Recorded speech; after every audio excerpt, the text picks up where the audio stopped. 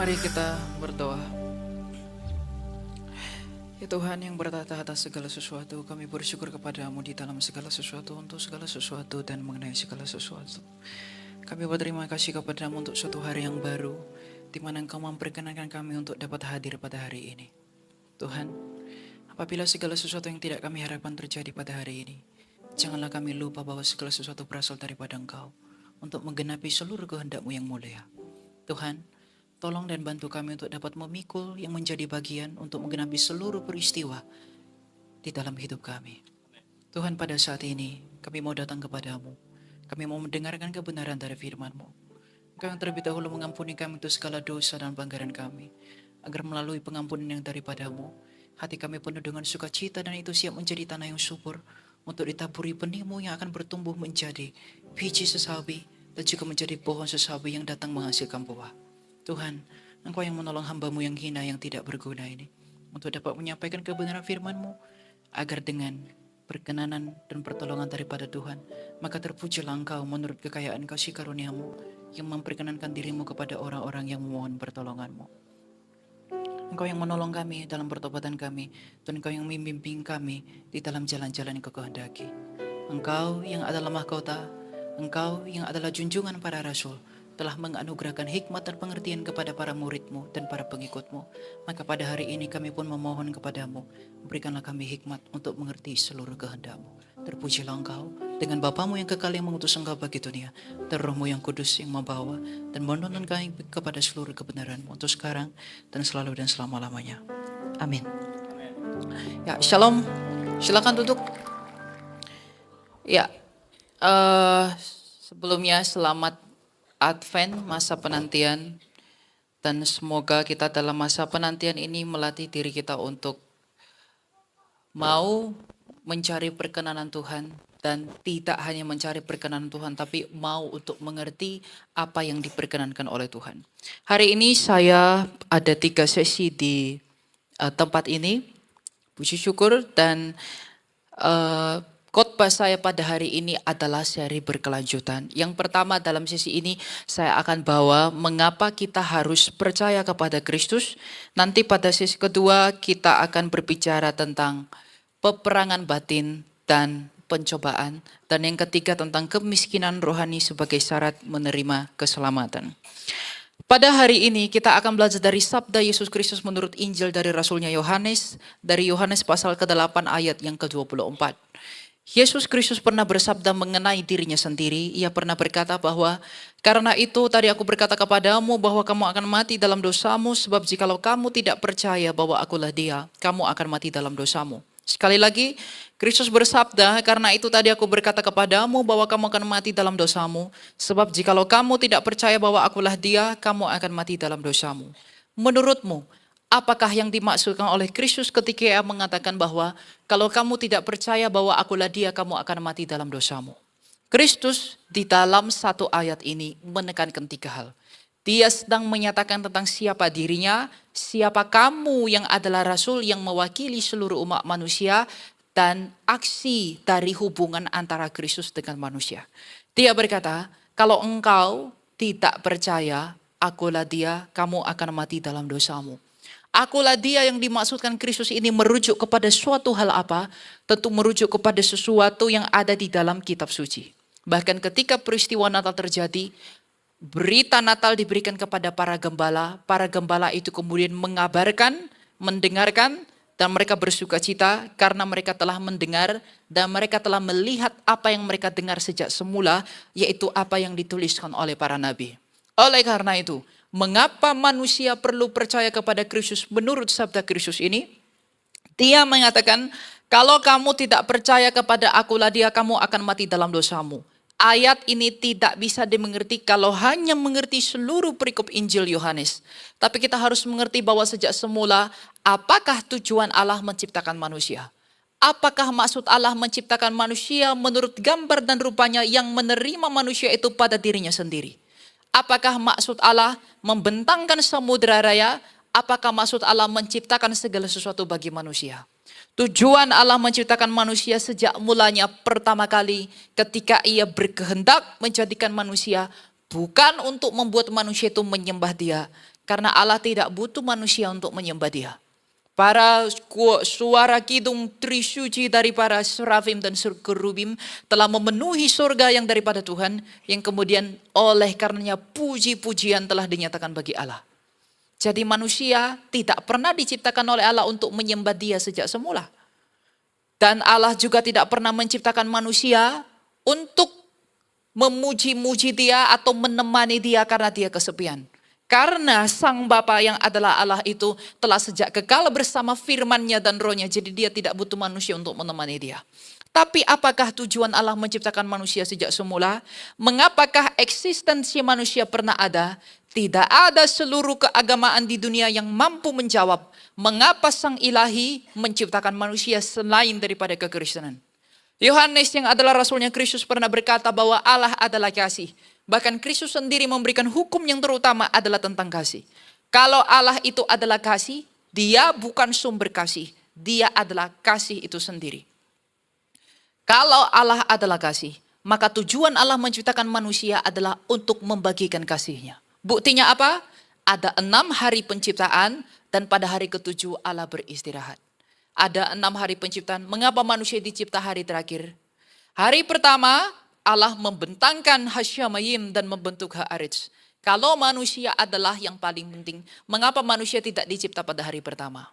Ini semua ada maksudnya.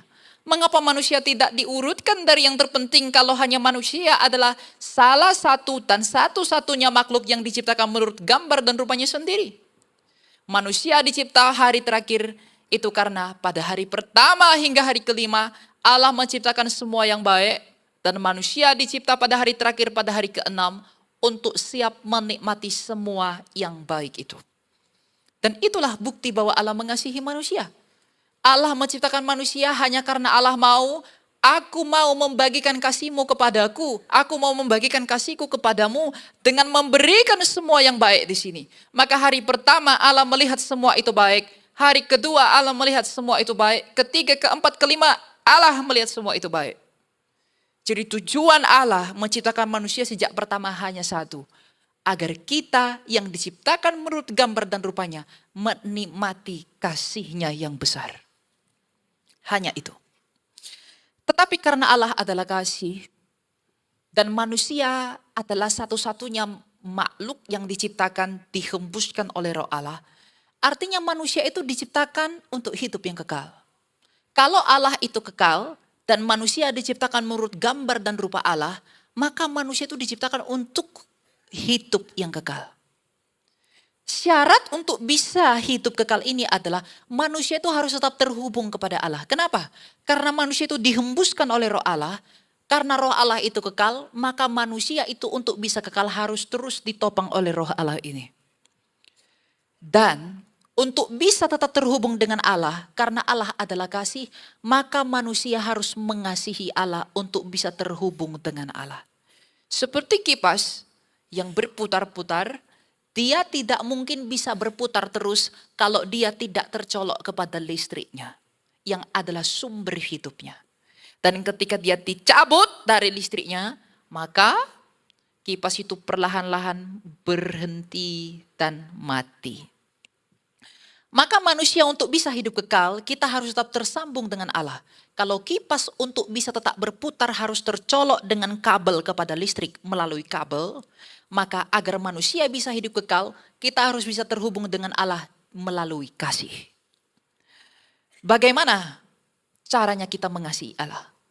Manusia tidak tahu bagaimana cara kasihi Allah.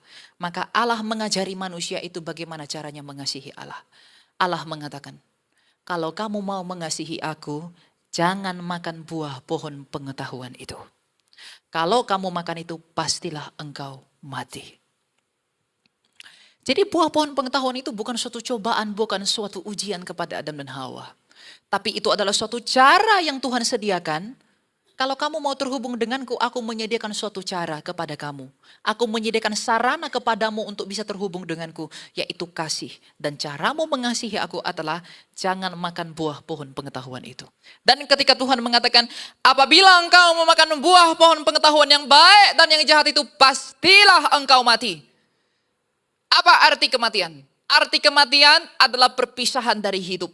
Jadi ketika Tuhan mengatakan kalau kamu makan buah pohon pengetahuan itu, pastilah engkau mati. Dia sedang mengatakan kalau kamu tidak mengasihi aku, pastilah engkau berpisah dari aku sang hidup ini.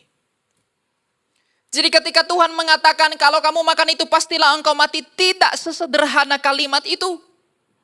Tapi ketika Tuhan mengatakan kalau kamu makan buah pohon pengetahuan itu pastilah engkau mati, artinya apa? Ketika manusia memakan buah pohon pengetahuan itu artinya dia tidak mau mengasihi Allah. Dengan demikian dia terputus dari Allah. Dengan terputusnya manusia dari Allah, maka manusia itu tidak lagi hidup, melainkan mati.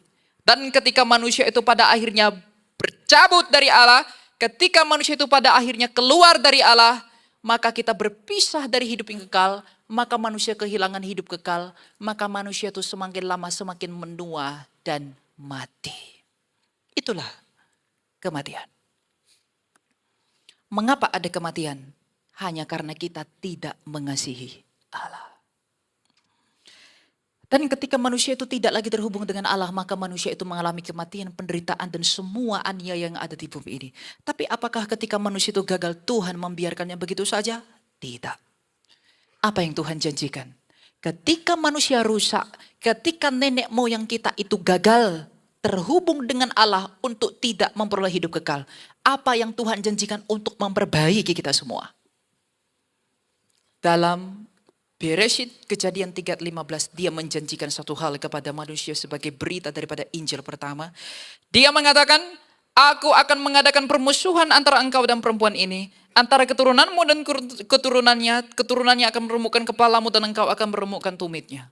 Yang Tuhan janjikan ketika manusia itu gagal, bukanlah sebuah agama, maka jangan pernah percaya kepada agama manapun.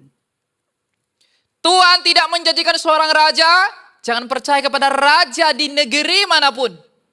Tuhan tidak menjanjikan orang kaya, jangan pernah percaya kepada orang kaya. Tuhan tidak pernah menjanjikan para bangsawan, jangan pernah percaya kepada bangsawan. Yang Tuhan janjikan ketika manusia rusak adalah seorang anak laki-laki keturunan perempuan yang akan meremukkan kepala iblis, dan iblis ini nanti akan meremukkan tumit anak laki-laki itu. Maka selama hampir 2000 tahun di dalam seluruh perjanjian lama, para nabi bernubuat tentang ciri-ciri seperti apakah anak laki-laki yang akan datang itu. Maka Musa 1250 tahun sebelum anak laki-laki itu lahir, dia mengatakan bahwa nanti anak laki-laki itu akan tampil seperti aku. Kalau aku memimpin engkau dari perbudakan Mesir, maka nanti anak laki-laki yang dijanjikan Allah itu akan memimpin engkau dari perbudakan dosa. Kalau aku dari Lewi, maka nanti anak laki-laki itu akan datang dari tunas bangsa Yehuda. 1000 tahun sebelum anak laki-laki itu lahir, Raja Daud menubuatkan dalam Mazmur 22 bahwa nanti anak laki-laki itu akan berseru, Eli, Eli, lama sabachthani, ketika tangan dan kakinya dipaku dan anjing-anjing mengerumuninya. 750 tahun sebelum anak laki-laki itu lahir, Nabi Yesaya menubuatkan bahwa nanti anak laki-laki yang dijanjikan itu akan disalibkan di antara dua orang penjahat. Dia akan ditikam, dia akan dihina, dia akan dianiaya. Dia mengalami semuanya itu bukan oleh karena pelanggarannya, tapi oleh karena kesalahan kita yang ditimpakan kepadanya, dan oleh bilur-bilurnya kita menjadi sembuh. 700 tahun sebelum anak laki-laki itu lahir, Nabi Mika menubuatkan bahwa nanti anak laki-laki yang dijanjikan itu akan lahir di sebuah kandang domba di Bethlehem di dekat Migdal Eder. Nabi Hosea menubuatkan bahwa nanti anak laki-laki itu akan diasingkan ke Mesir. Nabi Zakaria menubuatkan bahwa nanti anak laki-laki itu akan dijual 30 keping perak. Nabi Yeremia, Nabi Hezkiel, dan Nabi yang lain mengatakan bahwa nanti jubahnya akan diundi. Dan dia akan memasuki gerbang Yerusalem dan dia akan berseru, Hosana bagi anak Daud, diberkatilah dia yang datang dalam nama Tuhan. Ada 300 nubuatan dalam perjanjian lama tentang ciri-ciri anak laki-laki yang dijanjikan Allah kepada Adam dan Hawa ini. Maka setelah genap waktunya pada tahun 4 sebelum Masehi, mengandunglah seorang perempuan yang bernama Maria dari keturunan Yehuda, anak Eliakim dan Ana. Ia kemudian melahirkan seorang anak laki-laki di Bethlehem. Dan kemudian diasingkan ke Mesir, mengalami kematian seperti perkataan Daud. Disalibkan seperti perkataan Yesaya. Dari Yehuda seperti perkataan Musa. Dijual 30 keping perak. Dan mengalami semua aniaya dan apa yang dibuat di kitab suci. Itulah yang disebut Yesus Kristus dari Nazaret. Tapi apa tujuan Yesus Kristus dari Nazaret ini menggenapi semuanya itu? Injil Yohanes pasal ketiga ayat ke-16 berkata, karena begitu besar kasih Allah akan dunia ini sehingga ia mengaruniakan anaknya yang tunggal, supaya setiap orang yang percaya kepada dia tidak binasa, melainkan hidup kekal. Kenapa dijanjikan di sana hidup yang kekal? Kenapa dijanjikan barang siapa yang percaya kepada Yesus Kristus yang menggenapi seluruh nubuatan para nabi ini akan diberikan hidup yang kekal? Karena memang sejak semula manusia diciptakan untuk hidup yang kekal, tapi hidup yang kekal ini telah rusak oleh karena dosa. Maka Yesus Kristus datang ke dunia ini yang adalah anak laki-laki yang dijanjikan itu adalah untuk mengembalikan kita kepada hidup yang kekal itu. Bagaimana caranya? Kalau hidup yang kekal itu terpisah, kalau hidup yang kekal itu rusak oleh karena kegagalan kita mengasihi Allah, kalau hidup yang kekal itu rusak oleh karena kegagalan Adam mengasihi Allah, maka bagaimana cara Yesus Kristus mengembalikan kita kepada hidup yang kekal? Dosa dalam bahasa Ibrani disebut hatah. Hatah dalam bahasa Yunani disebut hamartia. Hatah itu artinya adalah hutang. Maka dosa adalah hutang di hadapan Allah. Dosa Adamlah yang membuat kita berpisah dengan hidup yang kekal. Apa dosa Adam? Kalau dosa Adam membuat kita berpisah dengan hidup kekal, artinya hutang Adamlah yang membuat kita berpisah kepada hidup kekal. Apa hutang Adam kepada Allah? Kasih. Maka, kalau hutangnya Adam membuat kita berpisah dari hidup kekal karena kita ini adalah keturunan Adam, maka apa yang dilakukan Yesus Kristus agar kita kembali kepada hidup kekal? Kegagalan Adam mengasihi Allah membawa kita kepada maut. Tapi keberhasilan Yesus Kristus mengasihi Bapaknya sampai mati di Kalvari melunasi kegagalan kita itu. Maka di ayat kitab suci dikatakan, melalui sal Kalvari, Yesus Kristus melunasi surat hutang dosa kita. Melalui pohon di Eden, Adam memisahkan kita dengan Allah. Tapi melalui pohon salib Kristus, dia mengembalikan kita kembali kepada Allah. Maka ketika dia mati di Kalvari, kematiannya di Kalvari adalah bukti kasih Allah, bukti kasih Yesus Kristus yang sempurna. Maka kasih Yesus Kristus yang sempurna di salib ini menggantikan kegagalan kasihnya Adam dan Hawa di Taman Eden. Makanya Paulus sang rasul yang mulia itu berkata bahwa Yesus Kristus adalah Adam yang kedua. Kalau Adam yang pertama memimpin kita kepada maut, tapi Adam yang kedua yang ada dari tunas Daud memimpin kita kepada hidup. Dan bukti bahwa Yesus Kristus memang benar-benar melunasi kegagalan kita mengasihi Allah melalui ketaatan dan keberhasilannya mengasihi Bapaknya adalah ketika dia mati di Kalvari dan ketika dia mengatakan sudah selesai, tetelestai. Dia membelah tabir bait suci, merobek tirai penghalang antara ruang kudus dan ruang maha kudus, yang artinya melalui kematian Kristus ini tidak ada lagi penghalang antara Allah dengan manusia. Maka di dalam dia anak laki-laki yang dijanjikan dan yang dinantikan oleh seluruh dan para nabi ini, kita dipertemukan kembali dengan Allah. Tapi selain itu apa yang dilakukan Yesus Kristus? Yesus Kristus melakukan hal yang jauh lebih besar. Karena upah dosa adalah maut dan sengat maut adalah dosa. Setiap hutang punya konsekuensi, maka karena akibat dosa adalah kematian, bagaimana cara Yesus Kristus mengalahkan kematian dan menyelesaikan kematian? Ketika dia mati melalui Kalvari, dia memasuki kematian. Ketika dia memasuki kematian, dia merusak, dia menginjak, dia memporak-porandakan, dia mempermalukan kematian. Dan bukti bahwa Yesus Kristus menang atas kematian itu adalah dia bangkit pada hari ketiga. Dan ketika dia bangkit pada hari ketiga, digenapilah janji Allah kepada Adam dan Hawa bahwa Yesus telah menginjak kepala ular dengan kebangkitannya, dan ular telah meremukkan tumit Yesus dengan menyalibkannya. Inilah berita Injil. Inilah kabar sukacita bagi semua orang. Sebab satu hal yang harus kamu sadari, apakah yang dicari oleh seluruh manusia di bumi ini? Mengapa engkau berbisnis? Mengapa kamu cari uang, penumpuk-numpuk uang hingga beribu-ribu juta? Mengapa anak muda pergi sekolah ke MIT, pergi ke Harvard, pergi ke Vancouver, dan ke Sydney, ke Melbourne, kemana lagi? Ke London. Mengapa kamu sekolah tinggi-tinggi? Apa yang dicari manusia di bumi ini? Kamu pikir yang dicari manusia itu uang? Tidak. Orang mencari uang demi sesuatu yang diperjuangkannya. Apapun agamamu, apapun kepercayaanmu, dari perempuan manapun engkau dilahirkan, dari bangsa manapun engkau pernah berada.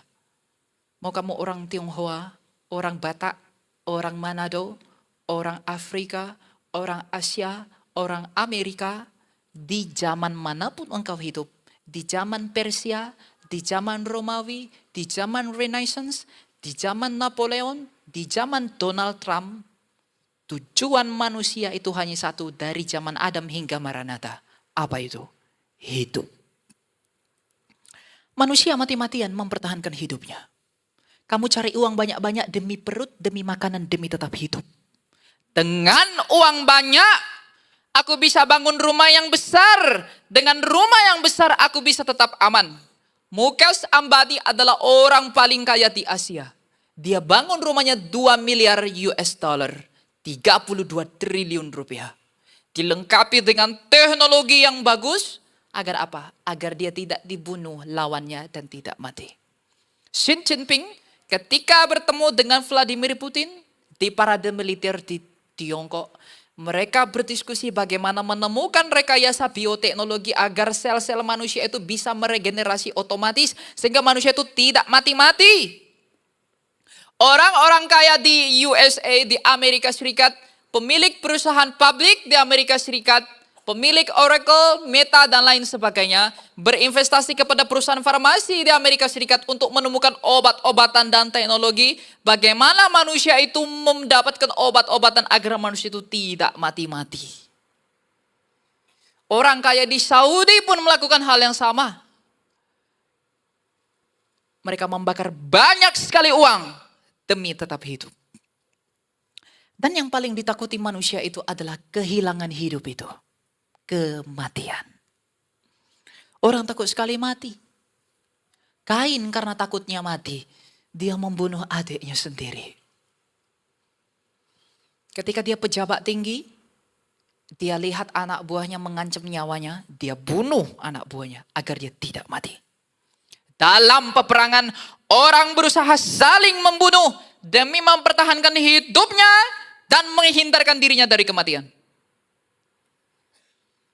Hiduplah yang diperjuangkan oleh seluruh manusia di bumi ini. Tapi mengenai itu, Yesus Kristus pernah berkata, "Akulah pokok anggur yang benar, di luar aku engkau tidak dapat berbuat apa-apa." Apakah maksudnya itu? Kalau hidup yang dicari manusia dan kematian yang paling ditakuti manusia, maka tidak ada alasan manusia itu untuk menolak Yesus Kristus sebagai satu-satunya pribadi di dunia ini yang telah mengalahkan kematian melalui kebangkitannya dan memberikan hidup melalui kebangkitan itu. Tidak ada.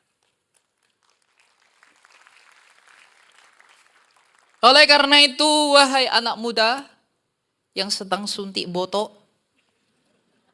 diet, obat-obat, atau demi laki, demi perempuan, engkau mau meninggalkan Yesus Kristus? Yesus Kristus mau mengatakan begini, "Hei anakku, hidup yang sedang kamu perjuangkan itu tidak akan pernah bertahan. Tapi lihat dan pandanglah kepadaku. Aku telah mengalahkan ketakutan terbesar manusia dengan kesederhanaanku. Jadi kalau kamu mau hidup, datang kepadaku." Kalau kamu meninggalkan Yesus Kristus anak muda demi kekayaan, demi uang, demi laki, demi perempuan, demi jabatan, saya beritahu kamu satu hal. Alexander the Great, Alexander Agung yang kepadanya kota Alexandria dipersembahkan adalah raja yang paling besar di dalam sejarah dunia ini. Dia adalah pemimpin kerajaan ketiga di kitab suci Yunani. Dia berhasil menginjak Raja Darius. Dia berhasil menggulingkan kerajaan Persia. Dia memiliki istana yang besar di Makedonia. Selama 12 tahun berperang, tak seorang pun raja yang bisa menggulingkan Alexander the Great. Napoleon Bonaparte itu adalah raja yang begitu hebat. Tapi ketika menghadapi Inggris, dia kalah. Tapi Alexander the Great tidak pernah kalah berperang dengan siapapun. Dia memukul seluruh benua dengan gada bangsa Yunani. Sebelum Romawi akhirnya menginjak-injak Yunani. Tapi dia yang ditakuti seluruh dunia yang besar dan berkuasa itu. Dia dari istananya mau pergi ke Alexandria. Dia harus melewati Yerusalem untuk melewati perbatasan Gaza. Dan ketika dia melewati perbatasan Gaza sebelum dia sampai ke Alexandria. Sekarang Mesir Alexandria. Tiba-tiba dia demam tinggi. Waktu itu belum ada Paramex, Panadol, atau obat panas. Tahu enggak? Alexander the Great yang adalah raja yang paling kuat ini. Demam tinggi dan demam itu menghantarkan dia kepada kematian. Alexander the Great yang memukul seluruh dunia dengan kerajaan Yunani telah kalah kepada demam tinggi. Dia telah mati. Kalau kamu kejar kekayaan dengan meninggalkan Yesus Kristus, kurang kaya apakah Pilatus? Kurang kaya apakah Agripa? Kurang kaya apakah Genghis Khan? Kurang kaya apakah mereka pemimpin dan kaisar di Roma? Tapi di manakah nama mereka hari ini? Mereka semua takluk kepada maut. Kamu pikir yang paling besar di dunia ini adalah para pemimpin? Tidak. Yang paling besar di dunia ini adalah penguasa dunia ini, yaitu iblis yang berkuasa atas kematian.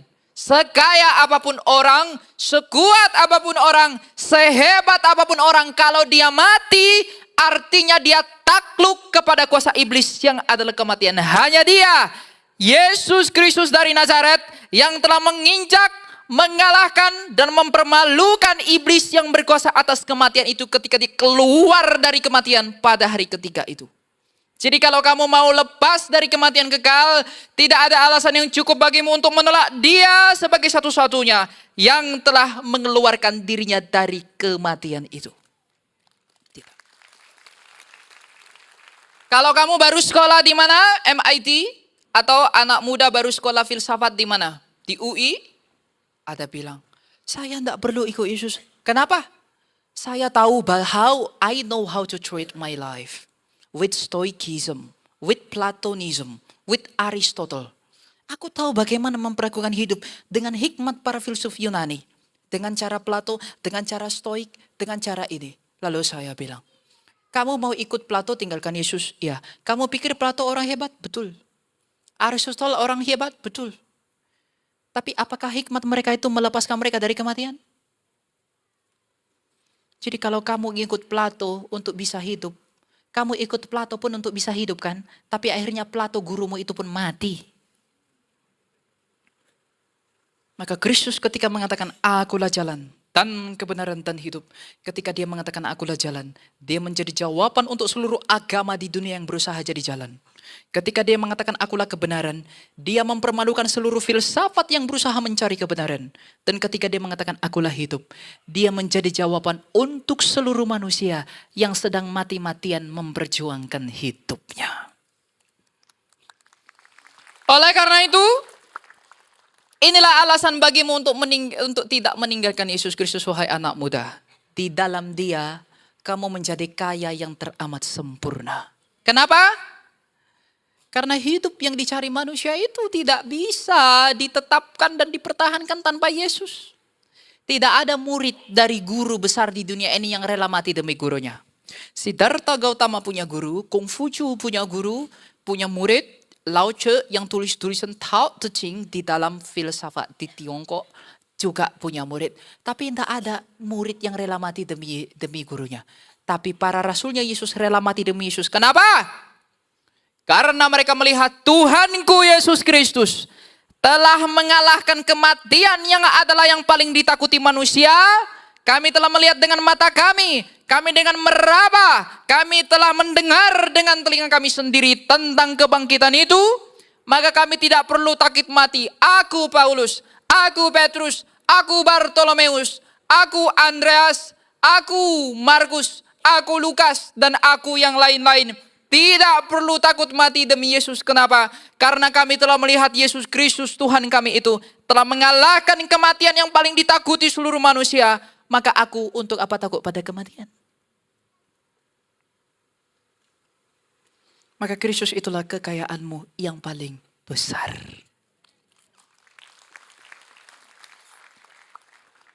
Jadi ini adalah alasan mengapa kamu percaya Dia. Mengapa kamu perlu datang kepada Dia. Kalau kamu nggak mengerti seperti ini, kamu hanya akan datang ke gereja menjalani ritual keagamaanmu tanpa arti. Kalau kamu nggak tahu apa alasan yang cukup bagiku untuk datang kepada Kristus itu, kamu menyia-nyiakan kekristenan yang melekat dalam batinmu. Karena bagaimanapun, Dia yang adalah pokok anggur yang benar hanya menghasilkan buah melalui ranting-ranting yang tercangkok pada pokok itu. Maka dikatakan di dalam Kristus kita menjadi ciptaan yang baru. Ciptaan yang lama dari Adam akan mati. Tapi ciptaan yang baru dari Kristus akan keluar dari kematian pada hari kebangkitan sebagaimana Dia telah keluar dari kematian. Lah, sekarang kalau kamu pengen tinggalkan Yesus, aku mau hidup, yang penting aku mencintai orang tuaku. Gak apa-apa aku di luar Yesus, yang penting aku baik. Gak apa-apa aku di luar Yesus, semua agama sama saja kok. Sekarang saya tanya, ajaran mereka yang baik itu apakah menghasilkan hidup? Semua agama ajarkan baik, betul. Ateis yang gak punya agama pun lebih baik dari kamu dan dari saya. Tapi apakah mereka menghasilkan hidup? Tidak. Ajaran yang baik yang menghasilkan hidup hanyalah ajaran Dia, Yesus Kristus. Jadi kalau kamu mau baik sekaligus mau hidup, datang kepada Dia. Tapi kalau kamu hanya baik demi sebuah kematian, apa arti kebaikanmu itu? Apa arti kebaikan yang kamu usahakan? Apa arti cinta? Apa arti keluarga? Apa arti relasi? Kalau pada akhirnya itu berakhir pada kematian. Cinta tidak akan bermakna kalau ada kematian. Karena Allah itu kekal, Dia adalah cinta sendiri, maka di dalam Dia tidak ada kematian. Jadi kamu jangan ngomong aku mengasihi, aku mencintai, kalau kamu tidak melihat visi yang kekal yang daripada Allah, yaitu keselamatan yang diberikan melalui anak tunggalnya itu, yang nanti akan kita rayakan hari kelahirannya. Gak ada. Maka kalau kamu tahu bahwa hanya Kristus itu yang dapat menolongmu, kalau hari ini kamu berjuang, sekolah tinggi-tinggi, kamu buat bisnis ini itu lain sebagainya, apapun itulah, gak apa-apa. Tapi itu semua kamu lakukan hanya mempertahankan hidupmu sementara. Syukur-syukur kamu lebih dari 70 tahun. Karena itu gak bisa menolongmu. Maka jangan letakkan mahkotamu atas apa yang engkau miliki. Tapi jadikanlah mahkotamu Kristus itu yang adalah mahkota para martir itu. Kalau kamu tidak menjadikan Dia sebagai mahkotamu, maka kamu tidak akan memperoleh kehidupan dari Dia yang kamu mahkotai itu. Karena kehidupan hanya datang dari Kristus yang bermahkota duri itu. Kalau kamu tidak menjadikan Kristus di atas kepalamu, kamu gak akan mendapatkan tetesan air hidup dari kepala itu. Maka kalau kamu mau bermegah, Nabi Yeremia mengatakan, janganlah orang bermegah karena kekuatannya, kebijaksanaannya, dan kekayaannya. Tapi biarlah ia bermegah karena ia mengenal aku sebagai Allah yang menyelamatkan. Nah sekarang anak muda, kamu mati-matian mencari tahu Allahmu enggak? Kamu sekarang berjuang enggak mencari tahu Allahmu? Kamu punya pacar? Kamu punya kekasih? Kamu mati-matian cari tahu kasihmu. Pacar saya suka makan anggur warna hijau bentuk bulat, tidak suka bentuk lonjong. Saya punya pacar sukanya bunga bau ini, merek ini, dari toko ini. Kamu tahu persis tentang dia. Kamu tahu persis. Oh saya punya pacar sukanya salon di tempat ini. Karena sabunnya tidak menyengat baunya. Saya punya pasangan sukanya tas merek ini. Kamu mengenali persis manusia yang kamu cintai. Tapi pernahkah kamu mau mengenali Tuhanmu yang menyelamatkanmu? Kekasih yang kau puja-puja itu akan berakhir dalam pengadilan dan kematian sebagaimana engkau akan berakhir. Tapi Tuhanmu hanya Dia yang mampu menyelamatkanmu dalam anugerah. Jadi kalau kita mengatakan diri kita adalah Kristen, tapi kita tidak mau mengenali Allah kita tidak mau mencari kerajaannya, sebab di dalam Injil diberkatakan suatu hal yang benar mengenai diri dan firman-Nya yang adalah ya dan amin. Dia berkata, carilah dahulu kerajaan Allah dan kebenarannya, maka semuanya ditambahkan kepadamu. Kalau kita tidak mencari kerajaan Allah itu terlebih dahulu dan kebenarannya, apakah makna hidup kita sebagai orang yang mempersatukan diri dengan Kristus? Tidak ada. Jangan sebut dirimu Kristen kalau kamu tidak punya kasih, punya cinta untuk mengenali Dia yang telah lahir demi mati menggantikan kamu dan saya. Jangan. Kalau kamu mau lebih mencintai pasanganmu daripada Kristus, kalau kamu lebih mencintai pacarmu lebih daripada Tuhan, tanyakan dia, kamu mau tidak mati tersalib seperti Tuhanku? Kalau misalnya ada orang, kamu ikut aku aja. Tinggalkan aja Yesusmu, kamu bilang sama dia. Kamu mau nggak mati tersalib? Kalau kamu mau mati tersalib, saya ikut kamu. Kalau dia nggak mau, don't trust him. Jangan percaya dia. Karena kasih yang sejati bukan kata-kata, tapi bukti pengorbanan. Kristus tidak kurang pengorbanannya, sebab yang tidak berdosa telah dibuat menjadi dosa. Kalau saya dipukuli orang, saya dihina, dicaci, dimaki, saya layak mendapatkan itu karena banyak sekali dosa di dalam diri saya. Tapi Kristus yang tak berdosa itu telah memperoleh yang lebih berat dari semua orang yang pernah dilahirkan, sedangkan ia tak layak menerimanya, tidak pantas menerimanya. Apakah itu kalau bukan karena kasih? Jangan mau ditipu oleh dunia ini yang memberikanmu hal-hal yang gemerlap, hal-hal yang menipu kamu untuk membawamu di luar daripada Tuhan. Ingatlah satu hal, di luar Dia kamu tak bisa berbuat apa. Jadikan Dia sebagai mahkotamu. Pulang dari tempat ini, mungkin kamu sampai di rumah, jangan buru-buru makan. Jangan buru-buru ambil makananmu. Tapi masuklah ke dalam kamarmu dan menangislah dan katakan, Tuhan, aku mau mengenalimu. Tuhan, aku mau bersekutu denganmu karena Tuhan, ternyata semua yang kuperjuangkan ini akan sia-sia. Karena hidup itu adalah Engkau sendiri. Tuhan, kematian yang kutakuti ternyata enggak bisa kuhindari. Karena semua orang di dunia telah mati. Ternyata kematian yang kutakuti itu hanya dikalahkan oleh Engkau. Maka berikan aku kekuatan, keberanian untuk beriman kepada kebangkitan-Mu itu. Itu sehingga dengan iman yang seperti itu kamu menghadapi hidup ini enak. Betul. Kamu tidak perlu takut mati. Kamu ditembak kek, mau disalibkan kek. Tapi itu enggak datang instan ya. Itu bertumbuh. Karena rohani itu bertumbuh seperti biji sesawi menjadi pokok yang besar. Dia itu bertumbuh. Maka pertumbuhan rohani. Nah, bagaimana cara bertumbuh secara rohani, bagaimana berperang dengan batin, dan apa itu kemiskinan rohani yang adalah kunci pertobatan. Nanti saya akan jelaskan di khotbah kedua dan ketiga. Di sana, ya iya dong, enak sekali Anda dapat langsung. Sesi pertama Anda cukup tahu aja, ternyata di luar Kristus aku nggak bisa buat apa-apa. Itu dulu yang perlu diberitahu. Nah, bagaimana mengikuti Dia? Sebab Dia pernah berkata, kalau kamu tidak memikul salibmu, kamu tidak layak bagiku. Keselamatan yang datang dari salib itu tak mungkin menimpa kamu kalau kamu tidak menanggung salibmu itu. Dan nanti itu sesi 2-3. Hanya orang yang mau ikut. Saya tidak paksa kamu ikut tuh, enggak.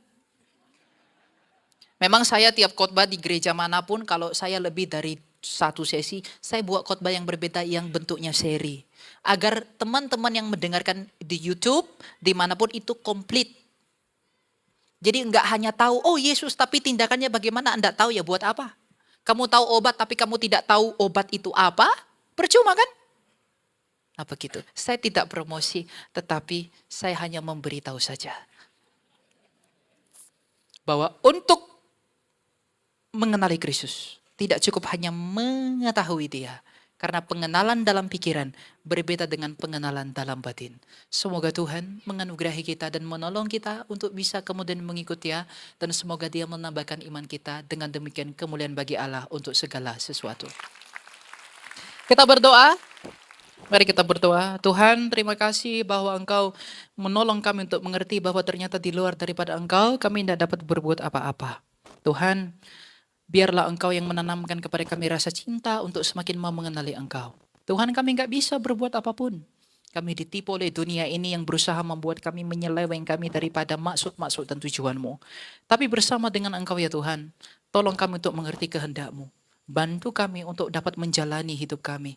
Dan tolong kami untuk sadar bahwa kami adalah orang-orang yang butuh pertolongan-Mu. Tuhan, di seluruh dunia ini nggak ada seorang pun yang dapat menolong kami selain daripada Engkau. Jadikanlah kami sebagai warisan milik-Mu dan berilah kepada kami hati yang mau mencari tahu tentang kebenaran kerajaan-Mu. Amin. Agar dengan jalan itu dan dengan cara itu pula, kelak apabila Engkau datang sebagai Raja, kami tidak dibuang sebagaimana ilalang akan dibuang, tapi kami akan dikumpulkan sebagaimana gandum itu dikumpulkan. Amin. Karuniakanlah kepada kami kerendahan hati, bantulah kami untuk rela menerima-Mu, dan ajari kami bagaimana kami seharusnya mengasihi-Mu. Berkati jemaat-Mu yang hadir pada masa ini, Engkau yang menolong mereka untuk mendekat kepada Engkau. Dan Engkau juga yang mengampuni dosa-dosa mereka dan dosa kami semua, agar dengan demikian terpujilah Engkau di dalam kemurahan hati-Mu. Amin. Terima kasih Tuhan, terpujilah Engkau dengan Bapa-Mu yang mengutus Engkau, darah-Mu yang kudus yang membawa dan menuntun kami kepada seluruh kebenaran-Mu untuk sekarang dan selalu dan selama-lamanya. Amin.